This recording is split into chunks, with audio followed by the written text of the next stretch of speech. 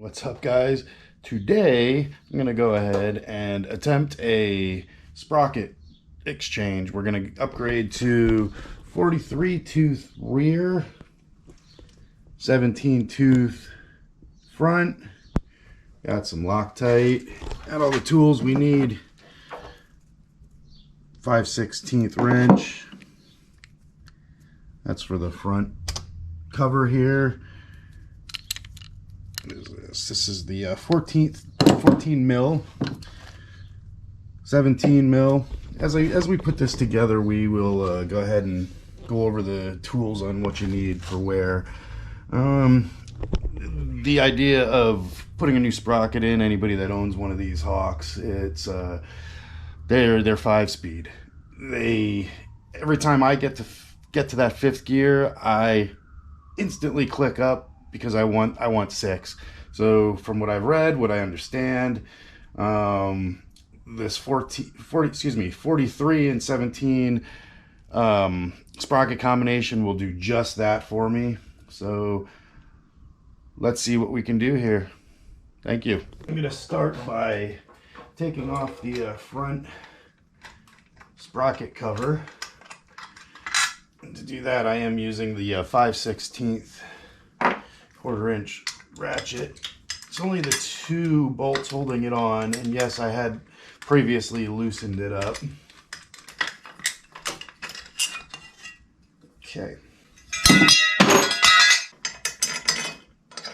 Okay, so that's going to reveal our front sprocket, which should be pretty simple to take off. Got 2 bolts holding the front sprocket on.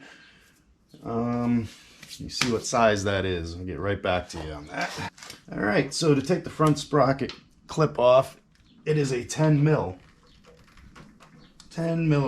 On there tight, I'll tell you that. So with some finagling, it is a 10 mil. Just needed the right tool to get in there. Gotta get this, line this clip up with the shaft, and it'll come straight out of there. That off to the side. The new front sprocket did not come with a new clip, so try not to lose your original clip, or you just buy a new clip. With that done, we're going to go ahead and pull the rear wheel, which I'm going to use a jack. I'm going to go ahead and jack the bike up, jack the rear wheel up, so I can take the whole rear wheel assembly off and work on that.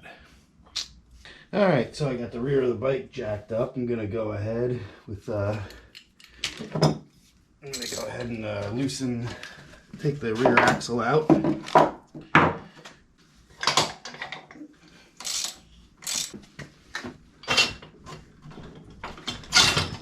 He's still nicely greased up from the initial lubing we did.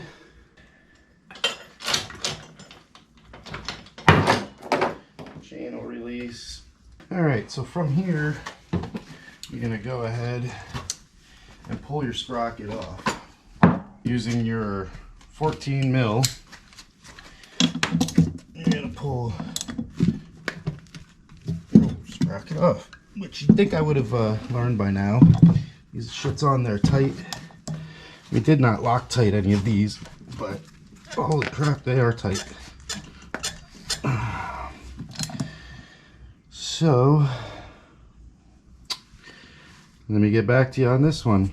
All right, good old-fashioned rubber mallet loosens them up without damaging anything.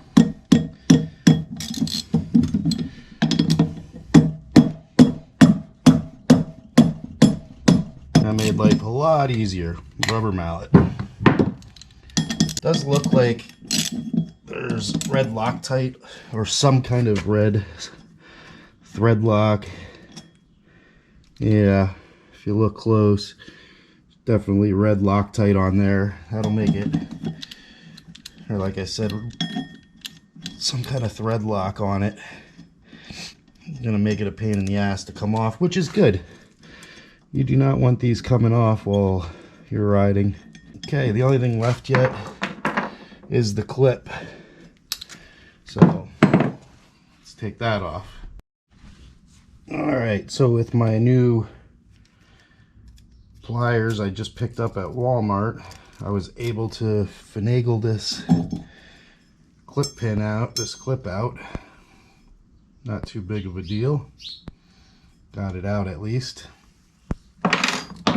So there's the 50 tooth off. Alright, here's the 43 tooth. That comes with a JT Sprocket sticker. Do whatever you want with that. Look at that. Perfect fit. So now we got to get the clip back on. It was a pain in the ass to get off. I didn't put it on camera because I was slightly frustrated with it. I don't know how this getting it on is gonna be. Who doesn't like getting it on though? Come on, think about it. Yeah, see, it just doesn't seem to want to spread it quite far enough. That's what it was doing before getting it off. This tool that I bought just didn't want to spread it out far enough.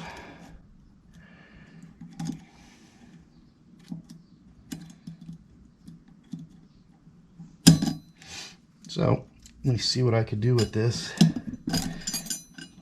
Get this to go back on. Okay, so I managed to get it slightly on. I'm going to see if we can use the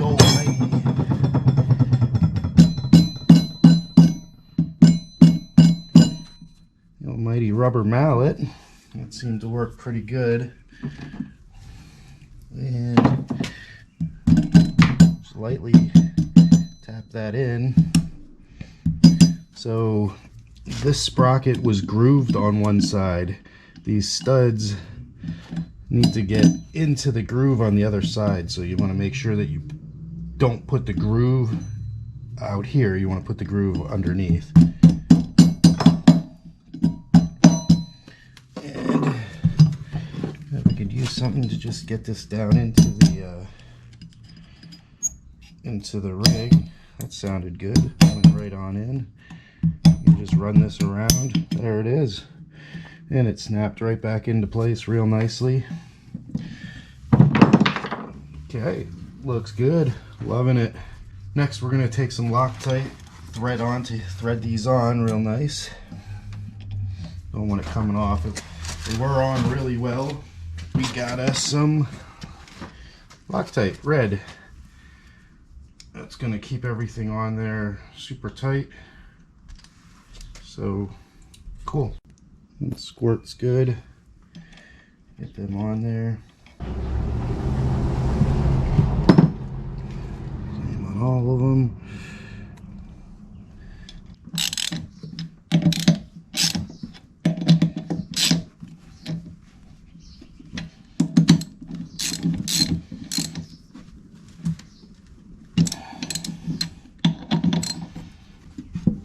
Kind of like to tighten them up just like a car. Around, tighten them up like a car wheel. Alright, and that's done.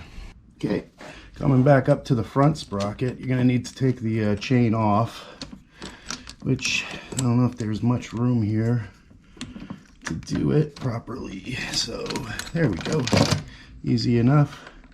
And just like the spacer before, you're going to just line these grooves up and that'll pop right on out. Slide right out real nice for you. And putting in the 17 tooth front sprocket. Slides right on real nice. I'm not sure how the chain, I'm going to try to put the chain on before anything else, before I tighten this on with the clips. With the clip. On the chain first. Simple. Alright, so you got your clamp again. So it's looking like my clip is backwards. What did I do wrong here? Kind of scared me there for a second. I thought I put it on wrong. So what you got to do is you got to put You can put the chain on like I had it before. Just pull this out, put your chain on.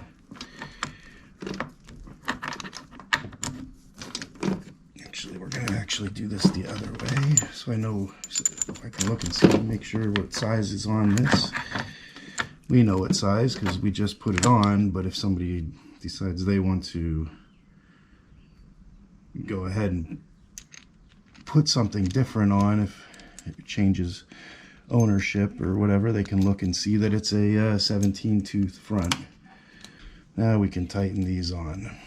And actually drop a Loctite on these as well.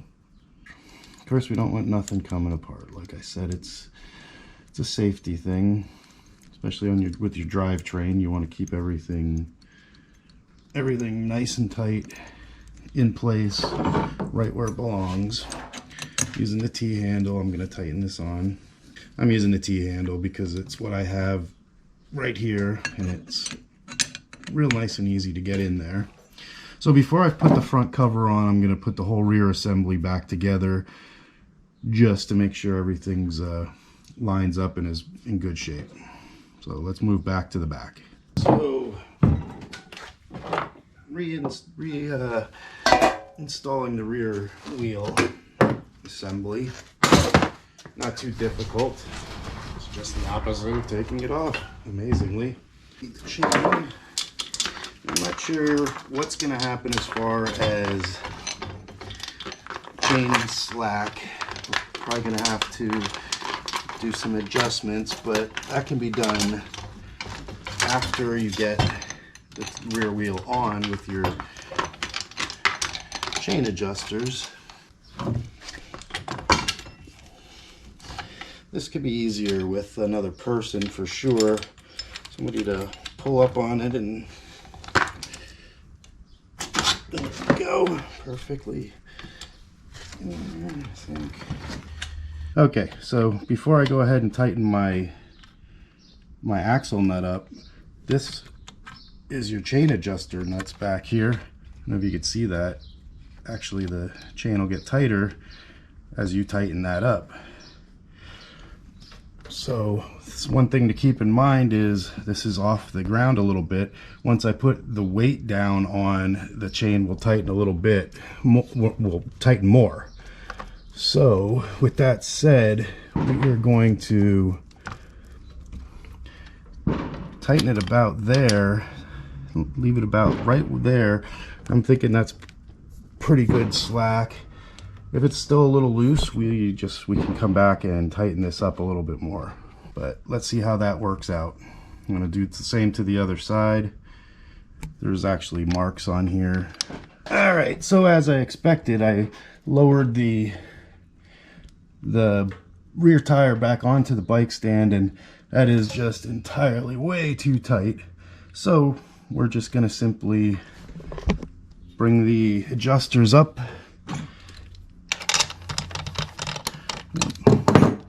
See if I can do it by hand. Nope. All right, let me get the right size tool here. All right, that's what I call, that's a much better. 2 fingers in right there at where the suspension comes onto the, mounts onto the swing arm. Not too loose, not too tight, perfect. Let me go do the other side and get this axle tightened up. All right, finally we're going to put our cover back on.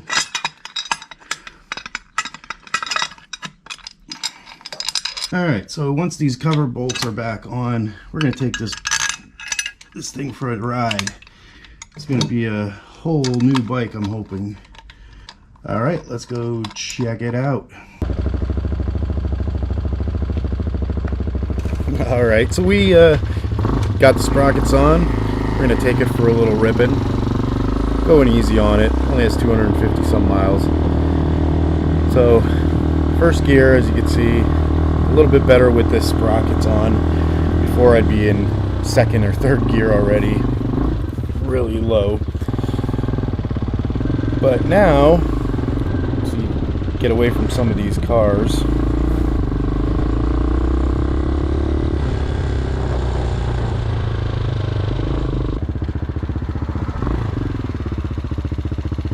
So I'm so used to the way that it was stock. I'm pulling out in second gear still because I'm not sure exactly what it's going to do.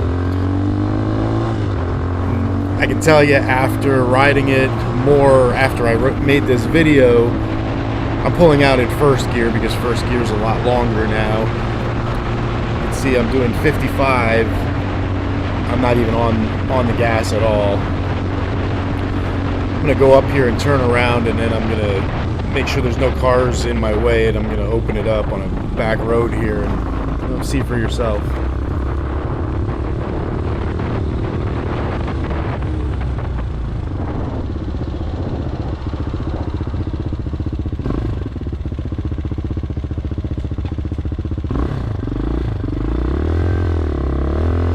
So yeah, see, second gear again, pulling out. I shouldn't have done that, but check out the top speed, and I actually let off right when I hit this top speed.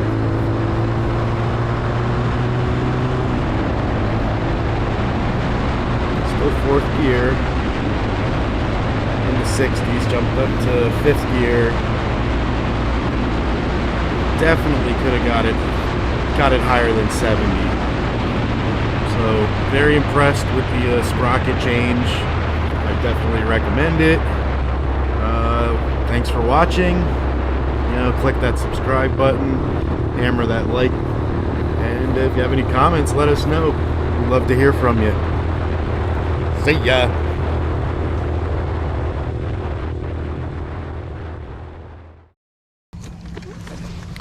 Anybody need a beer?